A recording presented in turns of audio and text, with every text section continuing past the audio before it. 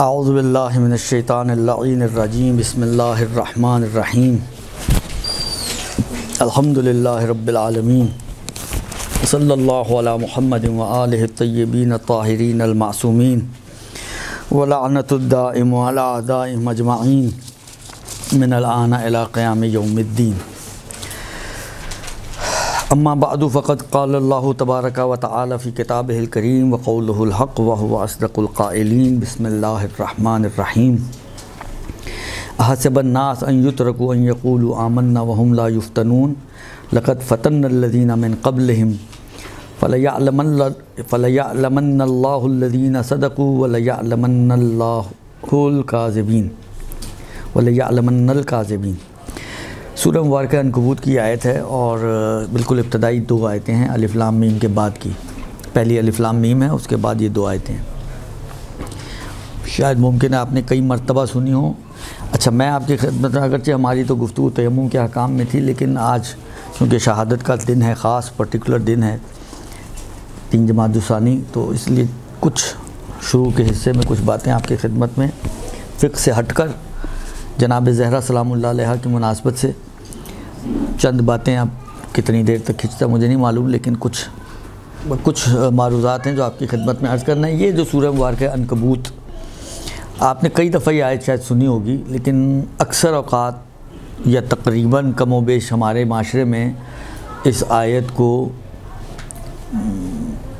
اخلاقیات و کردار سازی کے حوالے سے پیش کی جاتی ہے اور بیان کی جاتی ہے، یا فرض کریں کہ کسی کے انتقال کے موقع پر یہ آیت پیش کی جاتی ہے کہ آپ کے اعمال کو چیک کیا جائے گا، دیکھا جائے گا۔ صرف ایمان کا دعویٰ کرنا کافی نہیں ہے، بلکہ دیکھنا پڑتا ہے کہ عملی میدان میں آپ کتنے سچے ہیں۔ مثلا اس ٹائپ کی باتوں میں اس آیت کو نارملی کوٹ کیا جاتا ہے،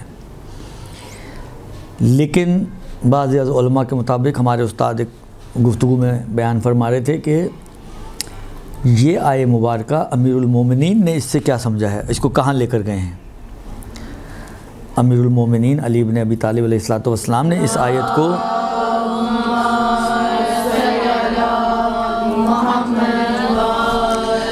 کس مسئلے پر تطبیق کیا ہے۔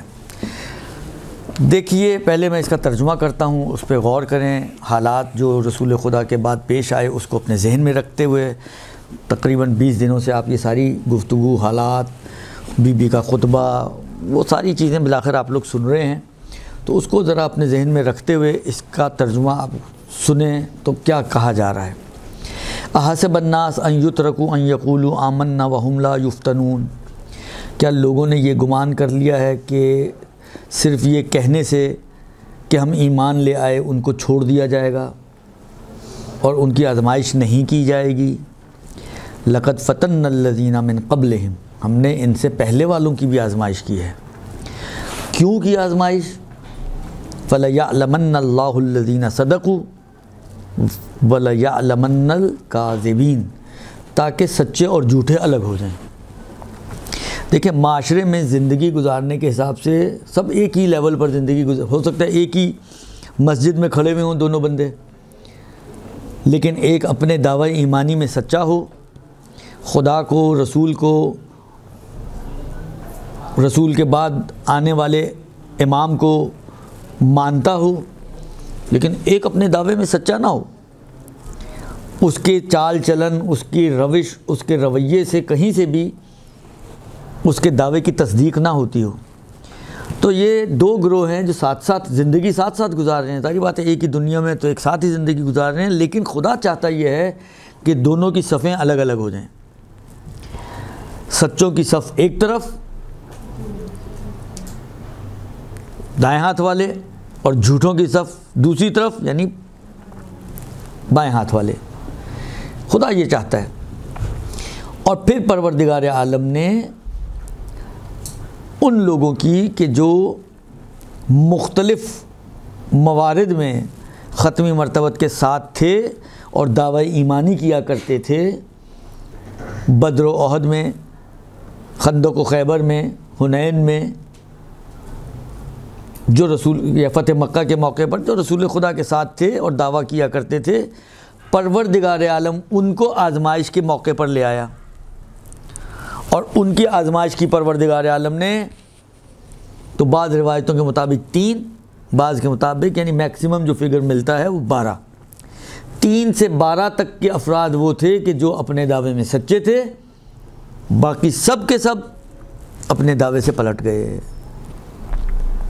یہ خدا کی آزمائش تھی کہ جس کو پروردگار عالم نے بعد از رحلت رسول، بعد از شہادت رسول امت کی آزمائش کی، یعنی اس پورا یوں سمجھیں کہ اس پورے ماحول کو کریٹ کرنے والا کون تھا؟ پروردگار عالم۔ پروردگار عالم نے ایک سلسلہ بنایا، اس سلسلے کے ذریعے آزمائش کی۔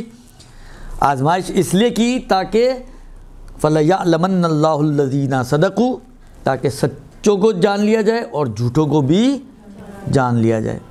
وہاں پہ دودھ کا دودھ اور پانی کا پانی ہو گیا، کتنے لوگ سچے تھے، کتنے لوگ جھوٹے تھے، سب پتہ چل گیا۔ کنہوں نے رسول کو دل و جان سے مانا تھا، کنہوں نے رسول کو دل و جان سے نہیں مانا تھا، سب پتہ چل گیا۔ کنہوں نے خدا کی جو رسول کی نسبت تصدیق تھی اس کے اوپر کاربند رہے، کون اس تصدیق پر کاربند نہ رہے، سب پتہ چل گیا۔ کنہوں نے ان اعلان ولایت کو جو پیغمبر نے غدیر خم کے موقع پہ کیا تھا اس پر ثابت قدم رہے، اور کون ثابت قدم نہ رہے، سب کا سب پتہ چل گیا۔ یہ تھی آزمائش پروردگار عالم۔ اور خود امیر المومنین نے اس آیت کو اسی موقع پر تطبیق فرمایا ہے۔ اسی موقع کے اوپر امیر المومنین نے، یعنی اس آزمائش سے مراد یہ آزمائش امت بے امامت علی ابن ابی طالب، اس کے اوپر خود مولا نے اس کو تطبیق فرمایا۔ کہاں پر؟ جب یہ امر خلافت طے ہو گیا تو مولا کی خدمت میں ابو سفیان اور حضرت عباس جو پیغمبر اور مولا کے چچا تھے وہ تشریف لائے، اور آ کے ان دونوں نے کہا مولا سے کہ اگر آپ اب آگے بڑھیں تو ہم پوری امت کو آپ کے لیے جمع کر دیں بیعت کے لیے۔ تو مولا نے دونوں کو الگ الگ جواب دیا، ایک جواب ابو سفیان کو دیا، ایک جواب حضرت عباس کو دیا۔ ابو سفیان کو کیا کہا مولا نے؟ یہ جو نہج البلاغہ کا خطبہ نمبر 5 ہے، یہ وہی جواب ہے جو مولا نے ابو سفیان کو دیا تھا۔ طول و تفصیل آپ وہاں جا کے دیکھ لیجئے گا۔ مولا نے کیا کہا ابو سفیان کو؟ مولا نے کہا ابو سفیان کو، یعنی دونوں الگ الگ مستقل جوابات ہیں، ایک اس کے لیے ایک اس کے لیے، نہ اس کا اس سے تعلق نہ اس کا اس سے تعلق، لیکن بالآخر دو الگ الگ جوابات۔ مولا نے کہا کہ تم خلافت اور بیعت اور امامت کی بات کر رہے ہو، تم تو خود ہمیشہ سے اسلام کی جب بھی درگیری ہوئی ہے تو ایک طرف تم ہی روک رہے ہو۔ جب بھی اسلام درگیر ہوا ہے اور کسی کے مقابل میں کوئی اسلام کے مقابل میں آئے تو ایک طرف تو تم ہی لوگ ہو ہمیشہ سے، اور تم بیعت اور اسلام کی بات کر رہے ہو۔ اور دوسری چیز یہ بھی ذہن میں رکھیے گا کہ یہ جو درگیری تھی اہل اسلام کی، یعنی چھٹے امام کے بقول، چھٹے امام فرماتے ہیں ایک آیہ مبارکہ ہے حاذان خصمان اختصموا فی ربہم، سورہ مبارکہ حج کی آیت ہے 19ویں آیت۔ حاذان خصمان اختصموا فی ربہم، یہ دو گروہ وہ ہیں کہ جو جھگڑتے ہیں اپنے رب کے لیے۔ تو جو بھی ان کا چھٹے امام کہتے ہیں کہ یہ جو دو گروہ ہیں ان میں ایک بنی امیہ ہے اور ایک ہم لوگ ہیں، یعنی ہمیشہ سے ہمارے مقابل میں یہ بنی امیہ رہے ہیں۔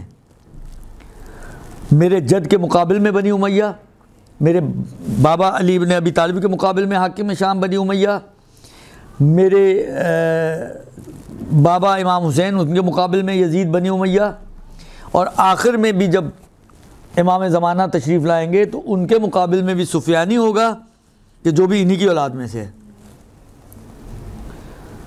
تو یہ لوگ تو ہمیشہ سے، یعنی بقول مولا کے اب ان کو کہتے ہیں کہ تم تو ہمیشہ سے ایک طرف تو تم رہے ہو، یعنی اسلام کی دشمنی میں تم لوگ سب سے آگے رہے ہو، اور آج تم بات کر رہے ہو کہ ہم بیعت پہ سب کو جمع کر دیں گے، تو تم سے تو کوئی کچھ ہونے والا ہے نہیں۔ یہ اس کو جواب دیا۔ اس کے مقابل میں مولا نے حضرت عباس کو جو جواب دیا وہ یہی جواب دیا کہ آپ بیعت کہہ رہے ہیں کہ بیعت میں تمہارے لیے بیعت جمع کروں گا، تو یہ آیت کہاں جائے گی؟ یہ آیت کہاں جائے گی؟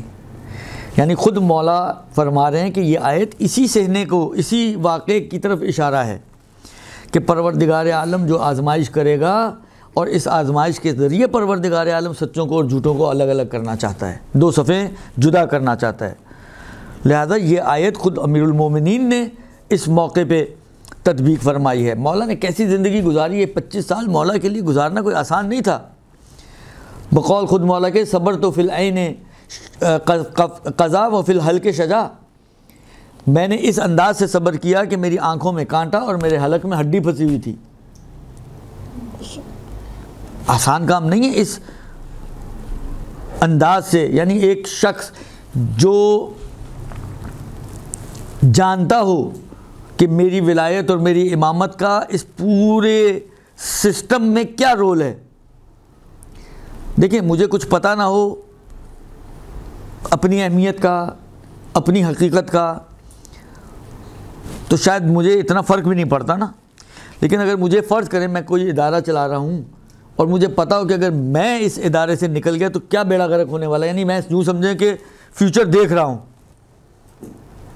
کہ اگر میں نکل گیا یہاں سے تو اس کا کیا بیڑا غرق ہونے والا ہے، جس کا انسان اندازہ بھی نہیں لگا سکتا، تو پھر اس کو دکھ ہوتا ہے اس بات کا کہ میں کیسے اس کو چھوڑ کے چلا جاؤں، یا مجھے اگر سائیڈ میں کیا جا رہا ہے تو اس کو دکھ ہوگا۔ علی ابن ابی طالب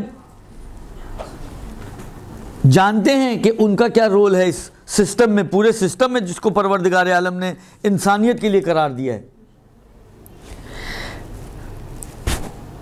میں آپ کی خدمت میں عرض کروں، سورہ مبارکہ سبا میں ایک آیت ہے، آیت نمبر 20، وَلَقَدْ صَدَّقَ عَلَيْهِمْ إِبْلِيسُ ظَنَّهُ، کہ ابلیس نے ان کے گمان کو سچا کر دیا۔ اس کے ضمن میں ایک روایت ملتی ہے اس آیت کے ذیل میں کہ جب یہ غدیر کا واقعہ پیش آیا اور اللہ کے رسول نے ولایت اور امامت کے نور سے پردہ کشائی کی اور ان کو نصب فرمایا امام کے طور پر، تو شیطان گھبرایا، اس نے اپنے چیلوں کو جمع کیا۔ اور یہ آپ کو واقعات میں ملے گا کہ بعض موقعوں میں شیطان اپنی پوری فورس جمع کرتا ہے، اپنے پورے جس کو کہیں کہ جو اس کے مختلف وزراء اور سفراء جو بھی ہیں بالآخر ان سب کو جمع کرتا ہے۔ اور اس نے جمع کرنے کے بعد سب سے کہا کہ پوچھا انہوں نے کہ کیوں بلایا، اس نے کہا کہ بلایا اس لیے کہ جو امر بیان ہوا ہے اگر یہ طے ہو گیا اور یہ ٹک گیا تو پھر یاد رکھو، یعنی یہ اس کا جملہ ہے کہ اگر یہ مطلب طے پا گیا تو اس روئے زمین پر کوئی ایک شخص بھی خدا کی معصیت کرنے والا نہیں ملے گا۔ یہ تھی علی کی امامت۔ یہ کہنے والا کون ہے؟ علی خود نہیں بول رہے، شیطان کہہ رہا ہے کہ دیکھو اگر یہ امر امامت علی ابن ابی طالب تثبیت پا گیا، ثابت ہو گیا، مستقر ہو گیا اور لوگ اس پر جمع ہو گئے تو یاد رکھو کوئی ایک شخص بھی اس روئے زمین پر عصیان کرنے والا اور گناہ کرنے والا نہیں ملے گا آپ کو۔ لہذا جاؤ جا کر اس مسئلے کو ختم کرو۔ اور اسی ضمن میں یہ بھی ملتے ہیں جملے کے جناب زہرا سلام اللہ علیہا گریہ فرمایا کرتی تھیں،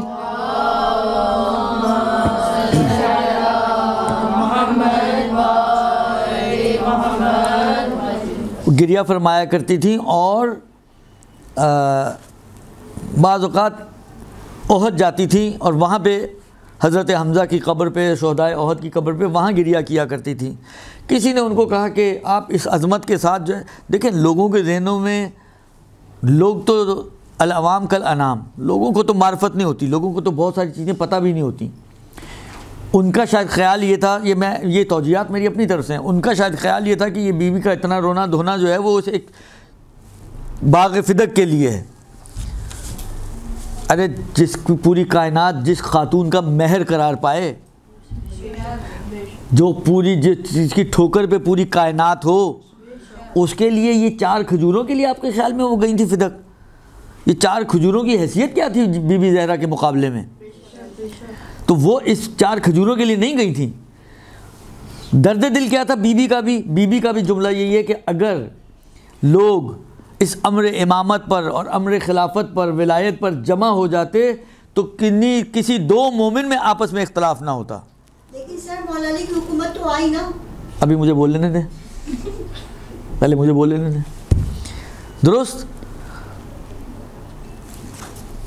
2 افراد میں بھی 2 مومنوں میں بھی آپس میں اختلاف نہ ہوتا. ایسی بنیاد پروردگار عالم نے رکھی تھی خلافت اور امامت کی کہ مولا کا بھی درد دل یہی ہے, بی بی کا بھی درد دل یہی ہے. یعنی اصل بی بی کا جو درد دل ہے وہ یہ ہے. لہذا وہ خطبہ جو بی بی نے مہاجرین اور انصار اور مردوں کے سامنے بھی پڑھا, اس میں کیا لے کر آئی ہیں, اس میں کیا انہوں نے ثابت کیا ہے, اس میں مولا کی بات کی ہے یا نہیں کی ہے, مولا کے حق کی بات کی ہے یا نہیں کی ہے. اور خاص طور پہ وہ خطبہ جو اس کے بعد بیمار ہوئی ہیں, وہ سارے واقعات کے بعد گھر میں بس بستر بیماری پر ہیں, مہاجرین اور انصار کی خواتین آئی ہیں ان کے پاس, آ کے ان کے احوال پرسی کر رہی ہیں. اس وقت بھی ان کو فکر جو ہے وہ اپنی ذات کی نہیں ہے, امت کی فکر ہے. ایک بی بی کے مہر کے حوالے سے مختلف روایتیں ہیں. ایک روایت میں یہ ملتا ہے کہ جب پیغمبر نے جناب زہرا سلام اللہ علیہ کی شادی علی علیہ السلام سے طے کی اور بی بی کو خبر دی کہ آپ کا نکاح جو ہے وہ علی سے اور آپ کا مہر 500 درہم ہے کیا جا رہا ہے, تو بی بی نے کیا کہا تھا, بی بی نے کہا تھا مجھے علی پہ کوئی اعتراض نہیں ہے, میں علی پہ راضی ہوں, لیکن یہ 500 درہم مہر میں اس پہ راضی نہیں ہوں. کیوں راضی نہیں ہے بھائی؟ کہا اس لیے میں راضی نہیں ہوں کہ اگر میرا مہر بھی درہم و دینار ہوگا تو مجھ میں اور عرب کی دوسری عورتوں میں فرق کیا ہوا؟ مجھ میں اور عرب کی دوسری عورتوں میں کیا فرق رہ جائے گا کہ میرا مہر بھی درہم و دینار, ان کا مہر بھی درہم و دینار. تو رسول خدا نے پوچھا پھر کیا چاہیے تمہیں؟ اب کیا مانگ رہی ہیں؟ ایک روایت کے مطابق کیا مانگ رہی ہیں؟ کہا مجھے آپ کی امت کے گناہ گاروں کی شفاعت کا حق چاہیے مہر میں. تو ان کو بھی نکاح کے موقع پہ بھی فکر ہے تو امت رسول کی, بعد میں بھی فکر ہے تو امت رسول کی. اور اس خطبے میں بی بی نے بہت پیارا خطبہ ہے, مختصر سا, آپ ڈھونڈیے گا مل جائے گا آپ کو. اس خطبے میں بھی بی بی نے یہی باتیں کہی ہیں کہ دیکھو تم لوگوں نے کیا کیا ہے, کس کو ہٹایا اور کس کو بٹھایا. جس کو لائے ہو وہ تمہارے ساتھ اب کیا کریں گے تمہیں اس کا اندازہ نہیں ہے, اور جن خرابیوں کی بنیادیں وہ ڈالیں گے وہ بنیادیں ایسی ہیں کہ آخر تک اب تمہیں اس کا خمیازہ بھگتنا پڑے گا. اور جس کو ہٹایا وہ تمہارے ساتھ کیا کرتا اس کا بھی تمہیں اندازہ نہیں ہے. اب وہ اتنا وقت نہیں ہے, میں زیادہ نہیں وقت لگانا چاہ رہا کہ خطبے کی طرف جاؤں, لیکن بی بی نے بڑا مارکت العرا خطبہ بیان کیا ہے کہ اگر علی آ جاتے منصب خلافت پر تو کیا کرتے تمہارے ساتھ اور کس انداز سے کرتے. تم اگر حق سے ہٹ جاتے تو تمہیں حق کی طرف لے کر آتے, تم اگر واضح حجت کو چھوڑ دیتے تو تمہیں واضح حجت کی طرف لے کر آتے. اور بڑی خوبصورت تشبیہ دی ہے اونٹ کے سفر کے ساتھ. اس کو یہ جو سفر کرواتے امیر المومنین تمہیں گمراہی سے اور ضلالت سے حق کی طرف لے کر آتے, حجت کی طرف لے کر آتے, یہ جو تمہاری سیر ہوتی ہے, جو تمہارا سفر ہوتا, اس کو تشبیہ دی ہے بی بی نے اونٹ کے سفر سے. کہتے ہیں اونٹ پہ آپ لوگ بیٹھے ہوں گے نا کلفٹن ہاکس بے وغیرہ پہ, کیسے چلتا ہے وہ؟ جب اترتے تو پسلیاں ویسی درد ہونی شروع ہو جاتی ہیں جتنے وہ جھٹکے کھا کے چلتا ہے. کہتے ہیں کہ وہ اگر اس کو بھگایا جائے تو پھر کیا حال ہو آپ کا. پھر جو اس کی جو ناک میں ایک لکڑی کا ٹکڑا ہوتا ہے جس میں اس کی وہ مہار ہوتی ہے, اس کو اگر زیادہ کھینچا جائے تو اس کی ناک کا کیا حال ہو. تیز بھگایا جائے تو اس اونٹ کا کیا حال ہو. اس سے تشبیہ دیتے ہوئے کہتے ہیں کہ نہ اس طرح کہ سوار پریشان ہوتا, نہ سواری تھکاوٹ کا احساس کرتی, اور نہ ہی اس کی ناک زخمی ہوتی. یعنی اتنی ملائمت سے تمہیں لے کر جاتے حق کی اور حقیقت کی طرف کہ تمہیں احساس بھی نہ ہوتا. نماز تمہارے لیے بوجھ نہ بنتی, اتنے آسانی سے تمہیں نماز کی طرف لے کر جاتے. حج و زکوٰۃ تمہارے لیے بوجھ نہ بنتے، اتنی آسانی سے تمہیں حج و زکوٰۃ کی طرف لے کر جاتے، جان دینا تمہارے لیے مشکل نہ ہوتا، اتنی آسانی سے تمہیں جہاد کی طرف لے کر جاتے۔ لیکن تم لوگوں نے کیا کیا؟ تم لوگوں نے ایسے کو کہ جس نے رسالت کی بنیادوں کو مضبوط کیا، ایسے کو چھوڑ کر ان کو بٹھا دیا کہ جو تمہیں ہر طرح کا، اب یہ خلاصہ لب لباب ہے، جملے تو بیان ہی نہیں ہے، کہ ہر طرح سے نقصان ہی پہنچائیں گے تمہیں، مال تمہارا وہ کھا جائیں گے، تمہیں وہ جس طرح آج آپ دیکھ رہے ہیں آپ کے ساتھ کیا ہو رہا ہے، یہ بس وہی بنیادیں جو وہاں سے بگڑی ہوئی ہیں اس کی خمیازیں جو آج تک ہم لوگ بھگت رہے ہیں۔ آج تک ہمیں جو پریشانیاں ہیں اس کا مین سبب یہی ہے کہ جو ٹریک سے ہٹایا گیا ہے، اس ٹریک سے ہٹانے کی، یہ بی بی نے خطبے میں بیان کی ہیں ساری باتیں، یعنی بعض باتیں ایسی ہیں آپ پڑھیں آپ کو لگے گا کہ 2023 کی باتیں کر رہی ہیں بی بی، لیکن بالآخر جو بگاڑ وہاں سے چلا ہے وہ آخر تک چلے گا، الی یوم القیامہ، جب تک امام علیہ السلام اجل اللہ فرج الشریف کا ظہور نہیں ہو جاتا۔ ہاں،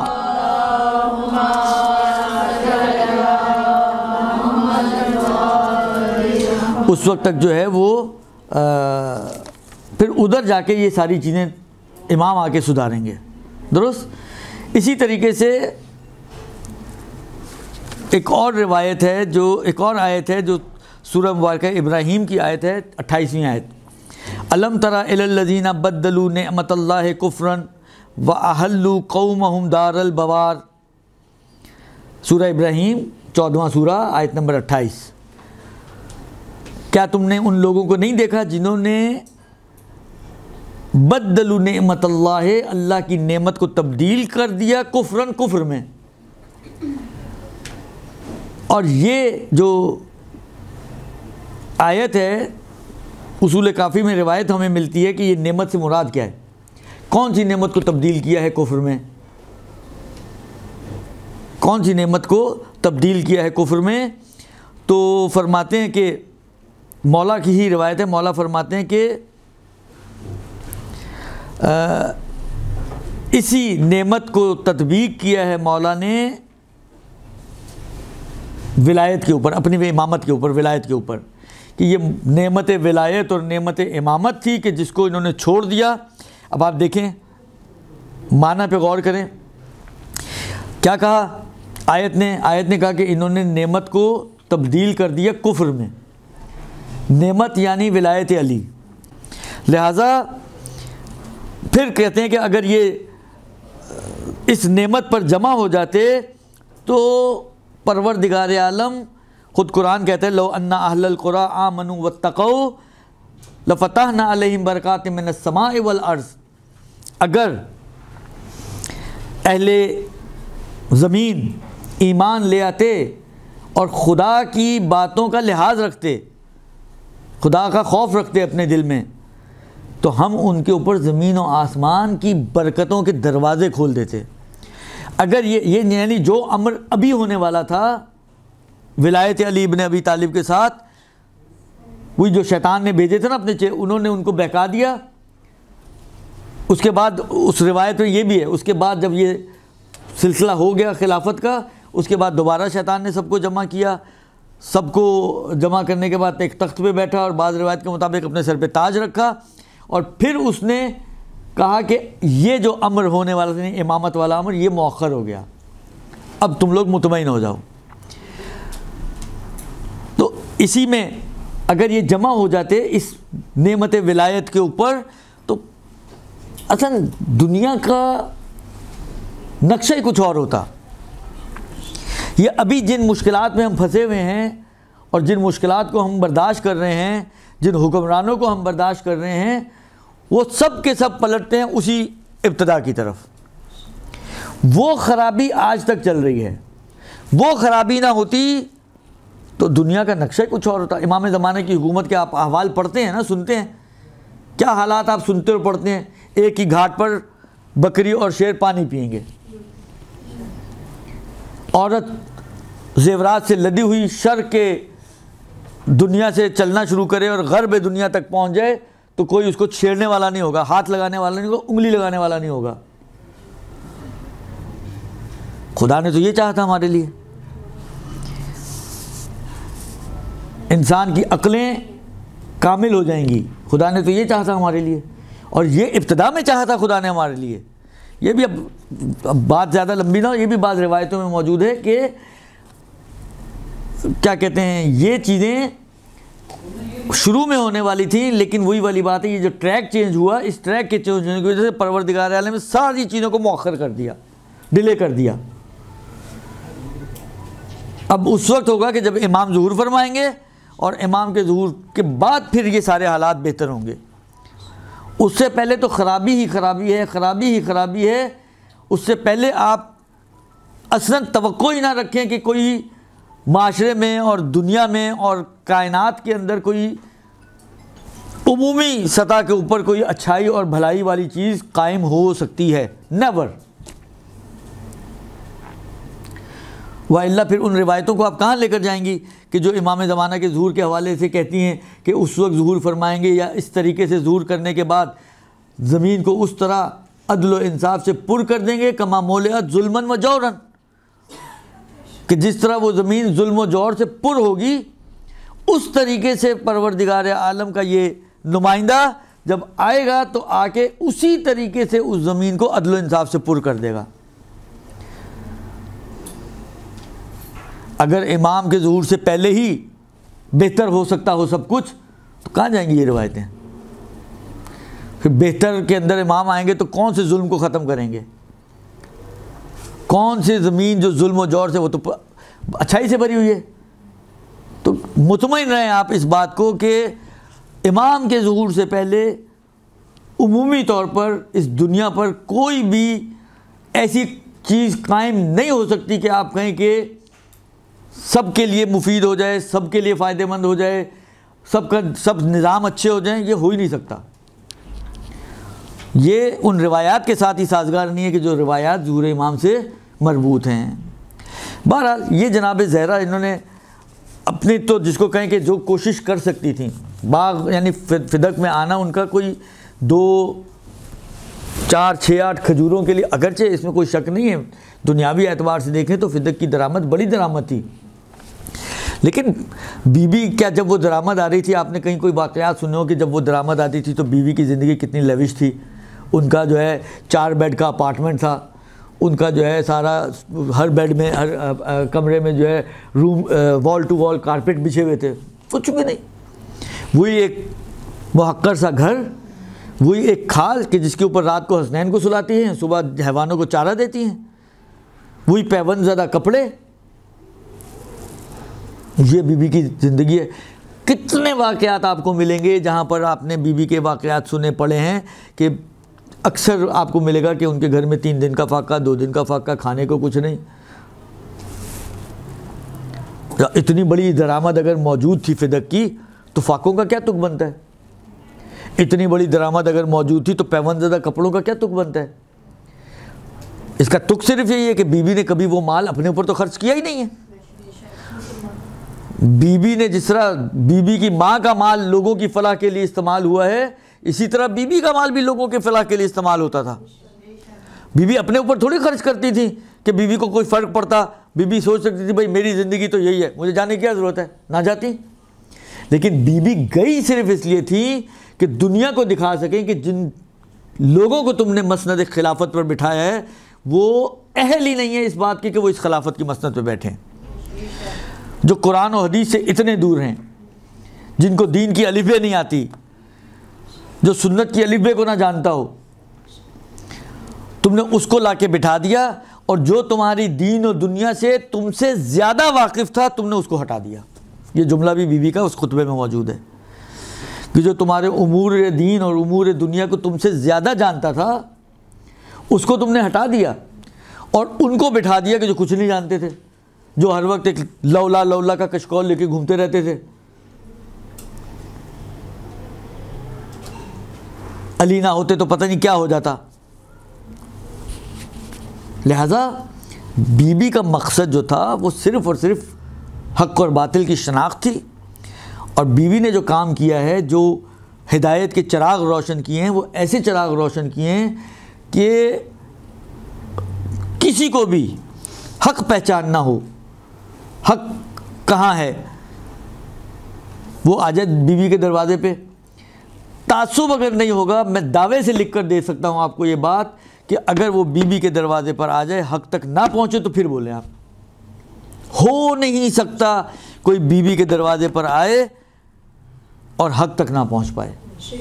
ایسا چراغ جلا کے گئی ہیں بیوی ہدایت کا، اور اسی وجہ سے شاید پروردگار عالم نے اس آیت تطہیر میں جہاں 4 مردوں کو قرار دیا، وہاں پہ بیوی کو بھی قرار دیا، کیونکہ خدا نے بیوی سے بھی ہدایت کا کام لینا تھا، جو کام خدا نے اپنے رسول اور اپنے ائمہ سے لینا تھا۔ اگرچہ بی بی زہرا نہ نبی ہے نہ امام ہے، لیکن کیونکہ ہدایت کا کام لینا تھا، اور ایسی ہدایت کہ قیامت تک کے لیے، میں نے کہا نا قیامت تک کے لیے کوئی اس دروازے پر آ جائے جس کو جلایا گیا، اس جلے ہوئے دروازے سے دیکھیں نکلتا کیا ہے، پھر ہدایت کے علاوہ اور کچھ نہیں نکلے گا وہاں سے، وہ ہدایت کے علاوہ کہیں اور نہیں پہنچیں گے۔ لیکن وہی والی بات ہے، بی بی نے جان دے دی امت کے لیے، مگر امت نے قدر نہیں کی اس بی بی کی، امت نے اس بی بی کی قدر نہیں کی۔ یعنی واقعی جس کو اللہ کا رسول شہزادیوں کی طرح رکھتا ہو، اور لوگوں نے دیکھا ہو کہ کس طریقے سے اللہ کے رسول نے اس بیٹی کا احترام کیا ہے، کبھی کھڑے ہوتے ہیں، کبھی اپنی جگہ پہ بٹھاتے ہیں، کبھی آگے بڑھ کے بوسے لیتے ہیں، اور لوگوں نے کیا کیا اس بی بی کے ساتھ، یعنی واقعاً انتہائی۔ لوگ کہتے ہیں جی اتنی ساری خواتین کے ساتھ اتنی بدسلوکیاں ہوتی ہیں، کسی کو زندہ جلا دیا، کسی کو کیا کر دیا، اتنی ساری خواتین ایک طرف، یہ ساری دنیا کی خواتین مل کر بی بی کا مقابلہ نہیں کر سکتی۔ بی بی کس مقام و مرتبے کی، دیکھیں لیول انسان کا جتنا بڑا ہوتا ہے، کوتاہی اسی نسبت سے بڑی اور چھوٹی ہوتی ہے۔ وہ بی بی جو کائنات میں ان جیسا کوئی دوسرا نہ ہو، اس بی بی کے ساتھ یہ رویہ اختیار کرنا، یعنی آپ سوچیں جس بی بی کے احترام پر خاتم الانبیاء مامور ہو، خاتم الانبیاء کون ہے آپ کو اندازہ ہے اس بات کا؟ جو خاتم الانبیاء جس بی بی کے احترام پر مامور ہو، اب آپ خود سوچ لیں کہ اس بی بی کا مقام و مرتبہ ہوگا کیا خدا کی بارگاہ میں۔ مگر اس امت نے کیا کیا؟ لکڑیاں لے کر آ گئے دروازے پر، اور جلتا ہوا دروازہ بی بی پر گرایا، اور در و دیوار کے درمیان بی بی پس گئیں، بی بی کے سینے میں ایک کیل پیوست ہوا جس سے خون کا فوارہ نکلا، اور آگے بڑھ کر آنے والے نے بی بی کے چہرے پر ایک ایسا تماچا مارا کہ بی بی لڑکھڑا گئیں، اور بی بی کے گوشوارہ ٹوٹ کے کان سے زمین پہ جا گرا۔ کسی موقع پہ اسی شخص نے عمار یاسر کو ایک تماچا مارا، عمار یاسر لڑکھڑا گئے اور رونے لگے۔ اس نے عمار سے پوچھا، اے عمار تو مرد ہو کے رو رہا ہے؟ کب ہے؟ اپنے اوپر نہیں رو رہا ہوں، مجھے تو وہ تماچا یاد آ گیا جو تو نے فاطمہ زہرا کو مارا تھا، میں مرد ہو کے لڑکھڑا گیا، فاطمہ زہرا کا کیا حال ہوا ہوگا۔ 75 یا 95 دن یہ بی بی زندہ رہی، پسلیاں ٹوٹی ہوئی بی بی، سانس لینا مشکل ہوتا ہے۔ جو بی بی نہیں معلوم کس طریقے سے بی بی اٹھ کے جاتی ہوں گی بیت الحزن، وہاں جا کے گریہ کرتی ہوں گی اور پھر واپس آتی ہوں گی۔ 75 یا 95 دن زندہ رہی ہیں۔ اس 75 اور 95 دن کے بعد وہ وقت آ گیا کہ بی بی کی اس دنیا سے جانے کا وقت ہے۔ بی بی نے فضہ سے کہا کہ دیکھو جب تک میری آواز آتی رہے سمجھنا میں زندہ ہوں، آواز آنا بند ہو جائے تو سمجھنا میں اس دنیا سے رخصت ہو گئی۔ میں کمرے میں جا رہی ہوں، چادر اوڑھ رہی ہوں، لیکن یاد رکھو جب میرے بچے آ جائیں نا تو پہلے ان کو کھانا کھلا دیں۔ میں بی بی سے کہوں گا بی بی آج آپ کو حسنین کے کھانے کی اتنی فکر ہے، مگر کربلا میں میرا مولا حسین 3 دن کا بھوکا پیاسا پسے گردن سے ان کی گلے کو ذبح کیا جا رہا ہوگا، اس وقت آپ کے دل کی کیا کیفیت ہوگی۔ ایک مرتبہ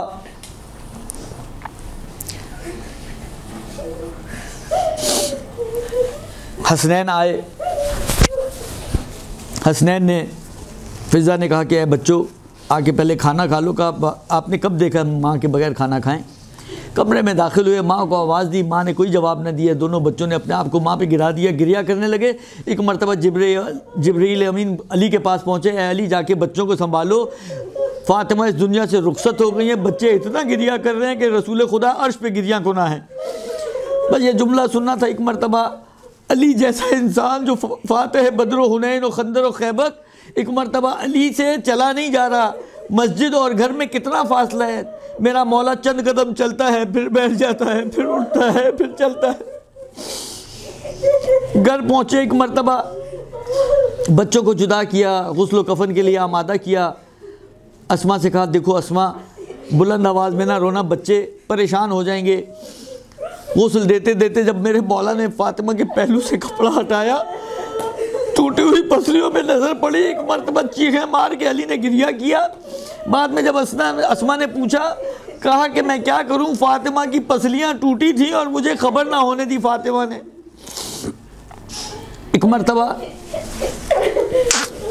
ایک مرتبہ جنازہ تیار ہوا، بچوں کو بلایا ہوگا، یقیناً بلایا ہوگا۔ بعض اہل ممبر نے یہ روایت نقل کی ہے کہ جب سب بچے آئے، ایک مرتبہ زینب و ام کلثوم نے، حسن نے اپنے آپ کو ماں پہ گرایا، لیکن حسین دروازے میں کھڑے ہو گئے۔ کہا مادر گرامی جب تک پکاریں گی نہیں میں آپ کے پاس نہیں آؤں گا۔ بس یہ جملہ تھا۔ ایک مرتبہ بندے کفن ٹوٹے، فاطمہ نے اپنے ہاتھوں کو نکالا، حسین کو آواز دی، حسین کو اپنی آغوش میں لیا۔ میں کہتا ہوں کہ جب وقت دفن آیا ہوگا، جنازہ اٹھنے کا وقت آیا ہوگا، علی آگے بڑے ہوں گے، بچوں کو جدا کیا ہوگا، شفقت سے ہاتھ پھیرا ہوگا، سینے سے لگایا ہوگا، مگر کربلا کی یتیمہ، کربلا کی اس یتیمہ کا حال سوچئے کہ جب بابا کے جنازے سے لپٹ کے گریہ کر رہی تھی تو شمر کے تازیانے اور کوڑے اور تماچوں سے جدا کیا گیا۔ بس علی نے جنازے کو اٹھایا۔ دل میرا یہ کہتا ہے کہ شاید قبر سے دو ہاتھ آئے ہوں گے کہ اے علی میری امانت میرے حوالے کر دو۔